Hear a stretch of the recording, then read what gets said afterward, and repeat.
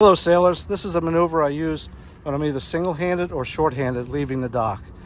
It's a bit of a risky maneuver and people probably won't recommend it because you're actually going to step off the boat while it's engaged.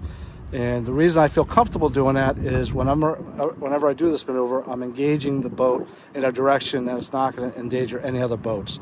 In other words, in this maneuver, you'll see in a minute, that I'm engaging the boat idle forward, and if anything were to happen, if this line were to cut loose, I'm basically going to plow the bow into the boat, which I have fenders up on the dock on to protect the bow.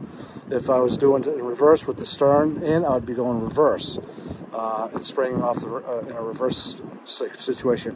You never want to leave the boat if your lines break and the boat ends up going out of the dock, out of control with no captain on board. So anyways, so to do the setup here, I basically am preparing this line off the aft stern, starboard side, and before I connected all this line, I connected my spring line off to the other cleat here. You can see that.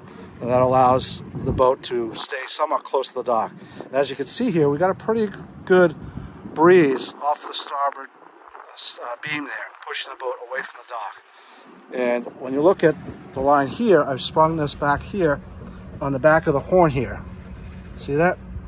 So now I'm basically in a condition where if I idle forward, the boat is going to suck up to the starboard side, which I'll do right now. If I can reach over here. All right, I'm going to reach over here. I want to keep an eye on that line. And idle forward. So I'm actually off the boat right now, idling forward. As you can see, the spring off the stern is tightening up. And look how nicely it's sucked up into the dock here.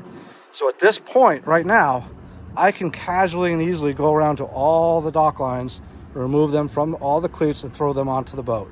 Or my short-handed crew or any crews available. At which point, once all the, either if I have short-handed crew, I'll be on the boat at this point. But if I'm by myself, I would be taking all these lines off the dock and coming back on the boat.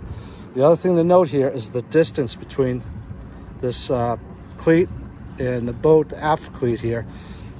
The line I have here is short enough so when it does fall into the water, when I'm backing out of the slip, there's no chance of it going under the boat to the propeller. That's really key, okay? So you obviously don't want to wrap up in the propeller. So this is really easy to do. As you can see, the wind is in my favor to back out of the slip. So once I put it in reverse, the boat is going to go back out of the dock here, and it's basically going to slide off the back horn of the cleat here. If I had a stiff wind off port side, I might use the bow thruster to push my bow to port and do the similar fashion back up. So I give it a thrust to port, pivot my bow out. The prop walk should push my stern off to port too, so I wouldn't be dragging on, hitting on the stock over here. I'm sorry, the starboard side. So it's a way of getting yourself off the dock.